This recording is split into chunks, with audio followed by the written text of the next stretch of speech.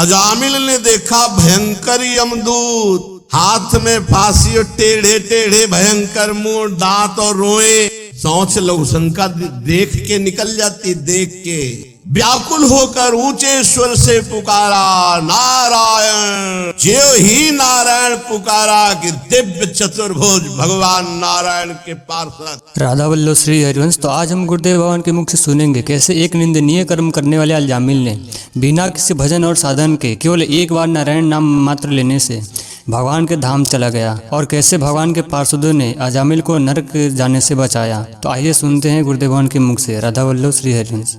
कान्यकुब्ज नगर कन्नौज में एक ब्राह्मण रहता था, उसका नाम था अजामिल।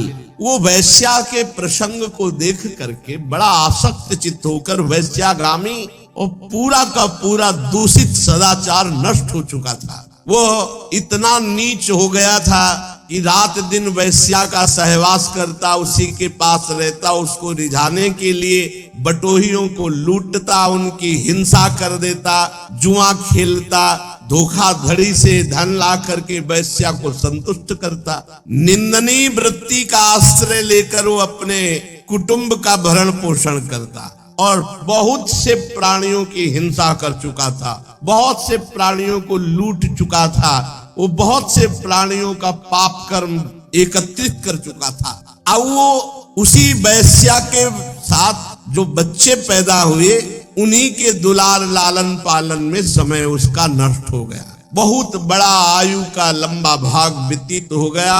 88 वर्ष की उसकी अवस्था अब आ गई।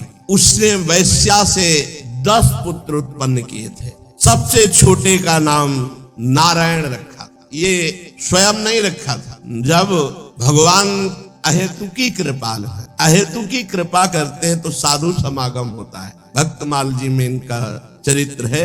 एक बार एक भगवत प्रेमी महात्माओं की साधु मंडली आई, तो भ्रमण करते थे साधु जन, तो उधर कन्नौज होते हुए नहीं, तो उसी नगर में पूछा, भाई कोई पवित्र ब्राह्मण हो जिसके यहाँ भिक्षा ले सके, कोई एकांतिक बगीचा हो। तो विनोद करने वाले, उपहास करने वाले गांव में भी लोग होते हैं। उनका बहुत सबसे ज्यादा पवित्र अजामिल ब्राह्मण है, और बगीचा भी बहुत जोर का है, और था जोर का बगीचा, क्योंकि वैश्या का था उपवत। संत महात्मा विश्वास ही परम धन होता है। वो विश्वास करके गए बगीचे में, ठाकुर जी के लिए जल छिड़का और आसन लगाया और आरती पूजा शुरू।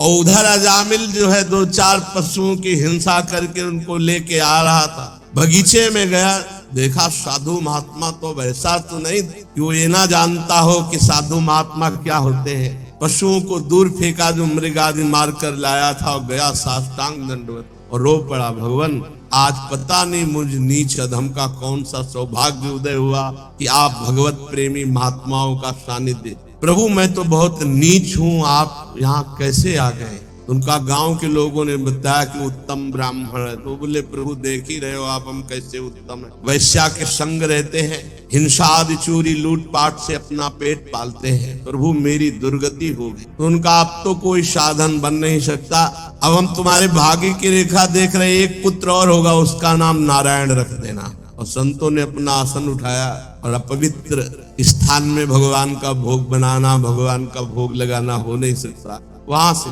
चल पड़े। कुछ समय बाद जो 10वां पुत्र हुआ, उसका नारायण नाम रखा। सबसे छोटे का नाम नारायण था। अजामिल का बहुत प्यार स्वाभाविक नारायण पर था।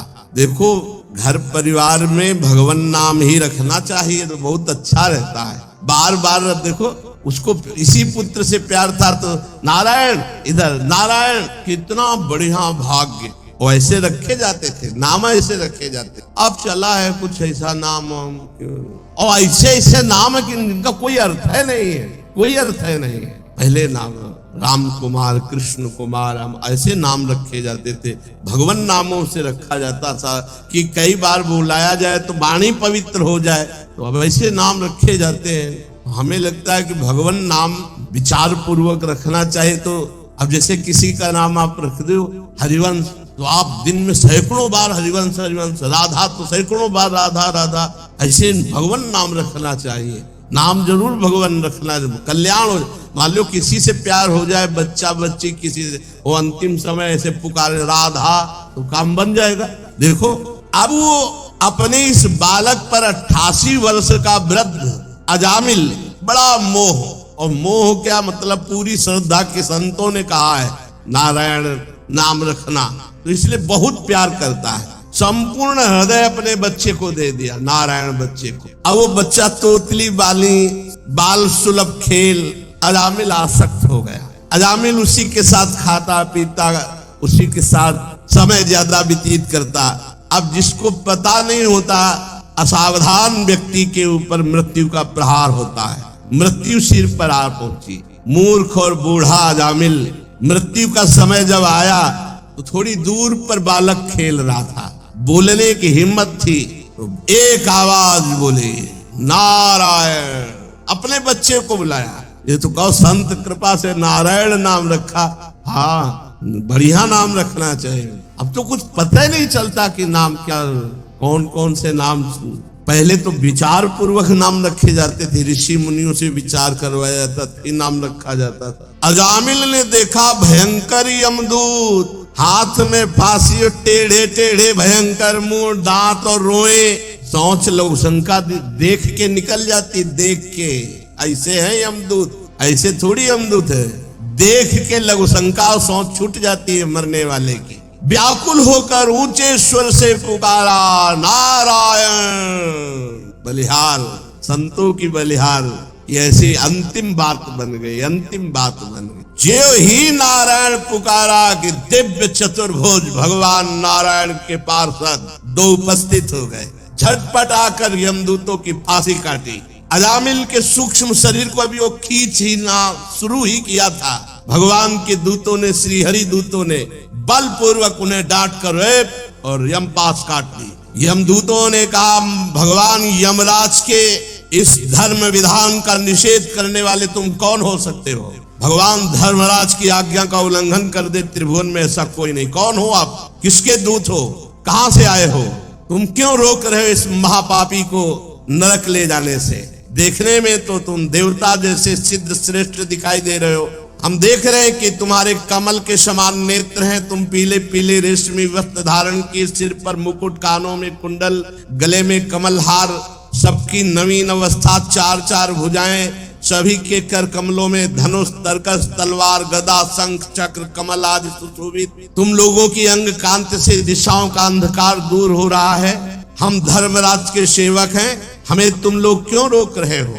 यमदूतों ने जब इस प्रकार कहा तो भगवान श्री हरि के आज्ञाकारी पार्षदों ने हंसकर मेघ के समान गंभीर वाणी में उनसे कहा, यमदूतों, यदि तुम सचमुच धर्मराज के आज्ञाकारी हो तो बताओ धर्म का लक्षण क्या है?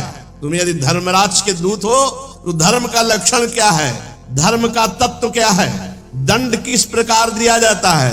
दंड का पात्र कौन है? मनुष्यों में सभी पापाचारी दंडनीय है या उनमें से कुछ?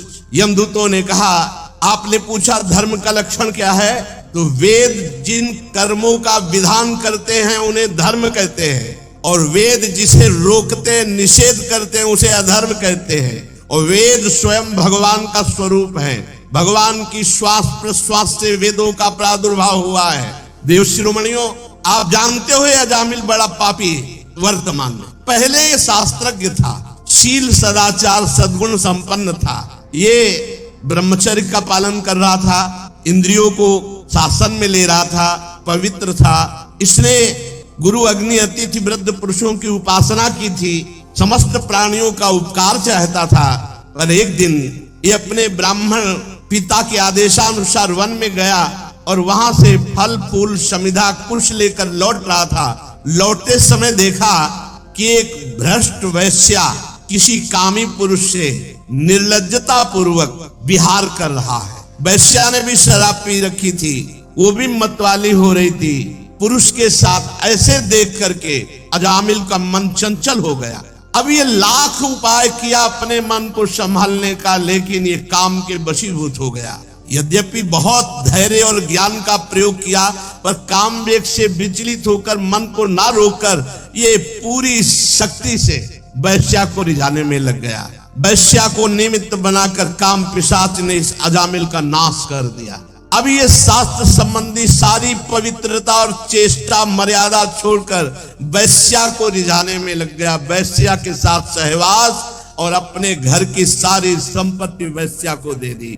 ये धर्म भ्रष्ट हो गया और वैश्या के ही पास रहने लगा। अब सुंदर सुंदर वस्त्र आभूषण आदि से वैश्या को प्रसन्न करना, धीरे धीरे धीरे धीरे चोरी, हिंसा, जुआ, शराब सब आ गए दोष। स्वच्छंद चारणी कुलटा वैश्या के अधीन होकर के इसने सब शास्त्र विरुद्ध आचरण किए। इस पापी ने शास्त्र आज्ञा का उल्लंघन किया, स्वच्छंद पापाचरण किया, ये शास्त्र निंदित कार्य किए, ये वैश्या के मल समान शरीर और अन्न से पला, इसलिए अब हम इसे ले जाएंगे और नरक में यंत्रणा देकर इसको पवित्र करेंगे। हम इस पापी को दंड पाने भगवान यमराज के पास ले जाएंगे, वहां जाकर ये दंड भोगेगा, तब पवित्र होगा। ये सुनकर भगवान के पार्षदों ने हंस दिया और कहा, यमदूतों, बड़े आश्चर्य की बात है कि तुम धर्मराज के दूत हो और पूर्ण धर्म का तुम्हें ज्ञान नहीं। तुम एक निरपराध को दंड दे रहे हो। भला निरपराध को दंड कैसे दिया जा सकता है? जिस समय इसने अपने अंतिम समय अपने पुत्र के बहाने बुलाया नारायण, उसी समय इसके सारे पाप नष्ट। ये बात समझ, कोई भी तपस्या इतनी पवित्र नहीं कि सारे पाप नष्ट कर सके। यदि गोविंदेति चुक्रोशी कृष्णा माम दूरवासिनम ऋण में तत्प्रबद्धम में हृदयान्नापसर्पति। गोविंद गोविंद चाहे जितनी दूर से, गोविंद गोविंद, हरि हरि, कृष्ण कृष्ण, सब पाप नष्ट हो गए, भगवान ऋणी हो जाते। साधारण धर्म का ज्ञान तुमने वर्णन किया, साधारण धर्म का ज्ञान तुम्हें नहीं। ये विश्वासघात होगा इसके साथ यदि मैं तुम्हें ले जाने दूं। यमदूतों, एक जन्म का नहीं, बस यही सब शास्त्रों की कृपा से बात आई, तभी हमारे हर प्रश्न का उत्तर नाम होता है। हर प्रश्न का उत्तर अयम ही कृत निर्वेशो जन्म कोट्यंहन समामपि यद व्याजहार विवशो नाम स्वस्थनम हरे। इसने मेरे हरि का नाम जब उच्चारण किया तो इस जन्म के नहीं, करोड़ करोड़ जन्मों के पापों का प्रायश्चित हो गया। अब ये भगवान के परम पद को प्राप्त होगा। 1 रुपया नहीं लगेगा। तुम स्नान किए हो कि नहीं किए हो ये भी प्रश्न नहीं है। अपवित्र पवित्रो वा सर्वावस्थांगतो विवाह यह स्मरेत पुंडरीकाक्षम स्वायाभ्यंतरा शुचि। हरि हरि, कृष्ण कृष्ण, राधा राधा राधा, हो गया, सब पापों का प्रायश्चित हो गया। अयम ही कृत निर्वेशो जन्म कोट्यंग सामपि। करोड़ों जन्मों के पापों का इसने प्रायश्चित कर लिया जिस समय इसने हमारे स्वामी नारायण का नाम पुकारा। एते नैव भृगोनोस्य कृतम स्याद घनिष्कृतम यदा नारायणायेति जगाद चतुरक्षरम। जिस समय 4 अक्षर पुकारा नारायण, उसी समय ये पूर्ण निष्पाप हो गया, पूर्ण निष्पाप हो गया, समस्त पापों का प्रायश्चित कर लिया। ध्यान दो, भगवान के पार्षद बोले, स्तेनः शुरापो मित्र ध्रुव ब्रह्मः गुरुतल्पगः स्त्री राज पितृ गोहंता ये च पातकिनो परे सर्वेषामप्यघवता मिदमेव सुनिष्कृतम नाम व्याहरणम विष्णुर यतस्तद्विषयामति। चोर, शराबी, मित्रद्रोही, ब्रह्मघाती, गुरुपत्नी गामी, ऐसे लोगों का संगी, स्त्री, राजा, पिता, गौहत्या, चाहे जितना बड़ा पाप हो गया हो और भगवान की शरण में आकर ये उच्चारण कर दे, हरि हरि हरि, कृष्ण कृष्ण कृष्ण, गोविंद गोविंद गोविंद, बस सब पापों का प्रायश्चित। अहम त्वं सर्व पापेभ्यो मोक्षयिष्यामि। इसीलिए भगवान की शरण में होकर भगवान का नाम जप करो, बस सब मंगल ही मंगल है, आप चिंता मत करो। इसमें कौन सा पैसा लगता है? हृदय से भगवान के आश्रित हो जाओ और खूब नाम जप करो। अरे पाप की तो बात जाने दो, भगवत प्राप्ति हो जाएगी, भगवान के सानिध्य का निरंतर अनुभव होगा। खूब नाम जप करो, भगवत आश्रित रहो। शेष चर्चा आगे। श्री राधा वल्लभ लाल की। और अभी तक से आपने भक्त हाथी गोपाल दास की कहानी नहीं सुनी है तो इस वीडियो पे क्लिक करो और जाओ देखो राधा वल्लभ श्री हरि।